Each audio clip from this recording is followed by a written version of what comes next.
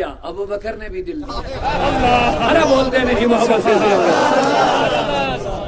دل تو تم نے بھی دیا, ابو بکر نے بھی دیا. تم نے بھی دیدار کیا, ابو بکر نے بھی دیدار کیا. لیکن تمہیں تیرا جو نام لیا جاتا ہے کوئی عزت نہیں کی جاتی ہے. ابو بکر کا نام لیا جاتا تو آنکھوں سے لگایا جاتا ہے. اب دیدار کے حوالے سے جلدی سے دو باتیں سنیے. حضرت عیسیٰ علیہ السلام ایک دن ایک باغ سے نکلی.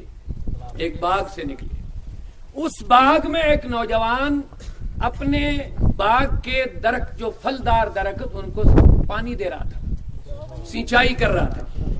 ادھر سے حضرت عیسیٰ نکلے, ان کا تعارف ہوا تو بھاگتے ہوئے گیا. اے عیسیٰ میرے لیے دعا کر, میرے لیے. لوگو ہم پیر مریدی کے مخالف نہیں, معاف کرنا معذرت کے ساتھ عرض کر رہا ہوں کیونکہ صوفی تعلیمات کی کانفرنس ہے. پیر مریدی کے مخالف نہیں, لیکن ماں میں مہربانی کرنا, درگزر فرمانا. پیر مریدی کا مطلب صرف تعویذ لکھ کر کے, تبرکات دے کر کے, دم کر کے, صرف اس کا نام پیر مریدی نہیں. یہ سیکنڈری معاملہ ہے.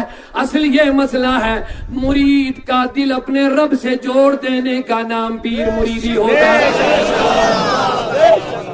یہ ہے اصل پیر مریدی. اسی کو مرشد کہتے ہیں. یہ ارشدہ یرشد ارشاد سے ہے, راستہ دکھانے والا. مرشد کے معنی راستہ بتانے والا, راستہ دکھانے والا, پکڑ کے رسول کے حوالے کروانے والا. یہ ہے دل حوالے کرو تو دلدار کے حوالے کرو. دل کو دلدار کے حوالے کرو. جس کا دل جڑ گیا ہوگا, تم جڑتے جاؤ, تمہارا دل ادھر ہی ہو جائے گا.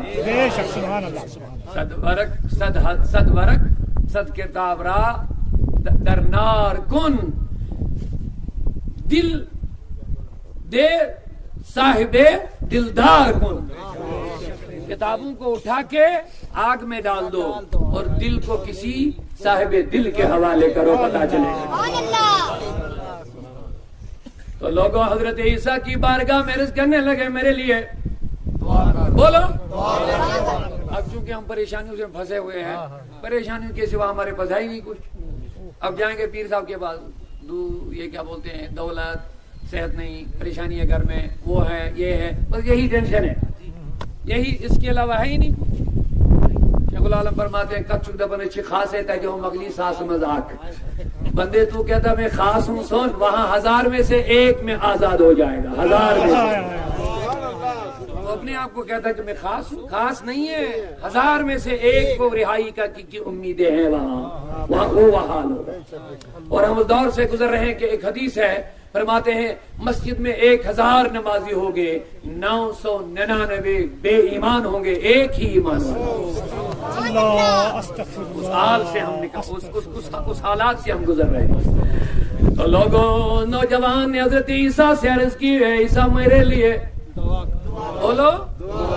لیکن سنو گے کیا دعا مانگی؟ یہ نہیں بولا میں باغ میں پانی دے رہا ہوں, سینچائی, اس کے لیے دعا کرو برکت ہو جائے, فصل زیادہ نکل آئے. یہ نہیں کہو عیسیٰ علیہ السلام میرے لیے ایک دعا کرو. کہ کیا کہا؟ اللہ سے میرے لیے محبت مانگو, میں اسے محبت کرنا چاہتا ہوں. اللہ مجھے اپنی محبت عطا فرمائے, اس کے لیے میرے لیے دعا کر. کیونکہ حضرت عیسیٰ اللہ کے پیغمبر تھے. انہوں نے کہا بچے نوجوان تو برداشت نہیں کر پائے گا. کہا عیسیٰ تو مانگ تو صحیح, برداشت کروں نہ کروں وہ دوسری بات ہے, لیکن میں طالب ہوں, میں چاہتا ہوں کہ مجھے اللہ کی محبت عطا ہو جائے. حضرت عیسیٰ نے ہاتھ پھیلائے, اللہ اکبر, دعا ہو گئی. جوان خوش ہو گیا, پیغمبر نے میرے لیے محبت الہی کی دعا مانگی ہے. جب دعا مانگی تو گئے عیسیٰ علیہ السلام. کچھ زمانہ گزر گیا, عرصے دراز کے بعد حضرت عیسیٰ ادھر سے پھر سے نکل آئے تو دیکھا وہ باغ بنجر بن گیا, وہ باغ جل گیا, پھل نہیں, سبزی نہیں, ہریالی ختم ہو گئی. فرمانے لگے اور یہ جوان کہاں گیا؟ لوگوں نے کہا عیسیٰ علیہ السلام جب سے تم نے دعا کی اسی دن باغ کو چھوڑ کے پہاڑ کی چوٹی پہ پتھر پہ بیٹھ کے بس آسمان کی طرف دیکھتا رہتا ہے.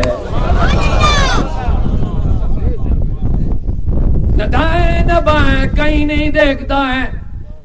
حضرت عیسیٰ گئے, ڈھونڈتے ڈھونڈتے پتھر کے قریب پہنچے, او جوان, لیکن نوجوان واپس جواب ہی نہیں دے رہا, اور پکارنے لگے او جوان, لیکن وہ جواب ہی نہیں دے رہے. آگے گئے, ہلانے لگے, جواب ہی نہیں ملا. اللہ پروردگار عالمین نے فرمایا عیسیٰ تم نے جو دعا کی یہ میرا محب و محبوب بھی بن گیا, محب بھی بنا. پہلے بندہ محب بنتا ہے پھر محبوبیت کے درجے پہ آتا ہے. اونچا پورا مجمع بڑا بیدار ہے, سبحان اللہ. پہلے بندہ محب بنتا ہے, محب مانے محبت کرنے والا. جب درجہ بڑھتا اللہ کہتا بخاری میں ان اللہ یتقرب الی بالنوافل حتی احببتہ, حتی احببتہ, یہاں تک کہ میں اس سے محبت کرنے لگتا ہوں. یہ مجھ سے محبت کرتا ہے, نوافل پڑھتا ہے, وہی کام کرتا ہے جو مجھے پسند ہوتا ہے. محبت کا یہی تقاضا ہوتا ہے.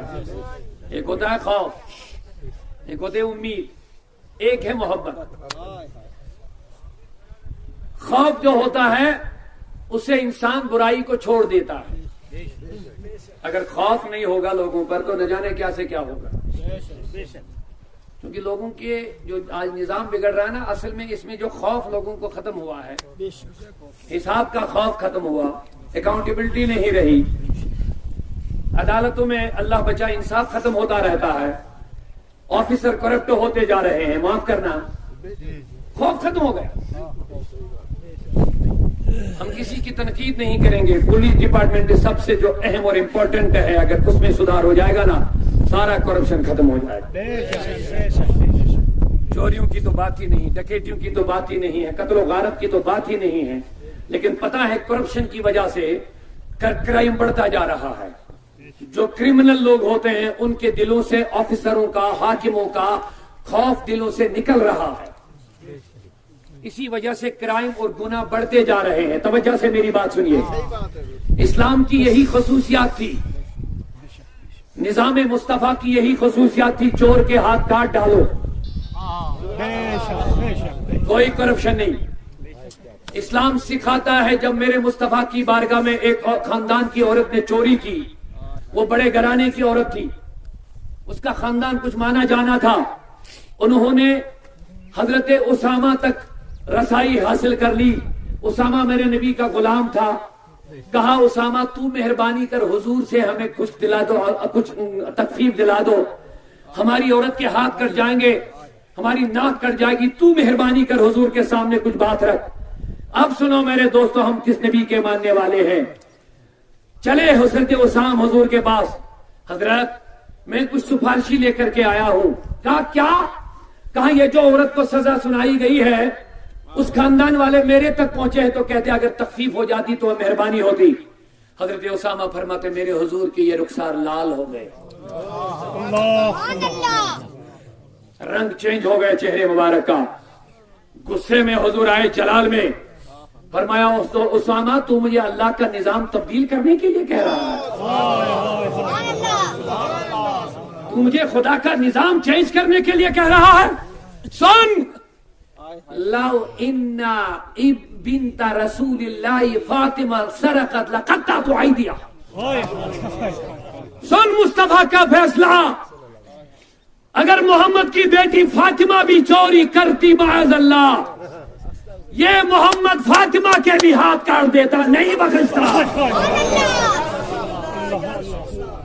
فرمایا یہی ہوا پہلی امتوں کے ساتھ, ان کے بڑے گھرانوں کو بخشا جاتا تھا, غریبوں کو سزا ملتی تھی, اسی لیے وہ قومیں تباہ ہو گئی. لیکن میں اس تباہی سے لوگوں کو نکال کر کے انصاف دلانے آیا ہوں. سمجھ رہے میری بات؟ اسی لیے میں نے کہہ دیا یہ کرپشن کا نظام جب تک بڑے لوگوں کا خوف نیچے لوگوں کو نہیں رہے گا یہ چلتا رہے گا, کچھ نہیں ہوگا. آپ کتنے بھی قوانین بناتے رہو کچھ نہیں ہوگا جب تک دیانتداری لوگوں کے اندر نہیں آتی.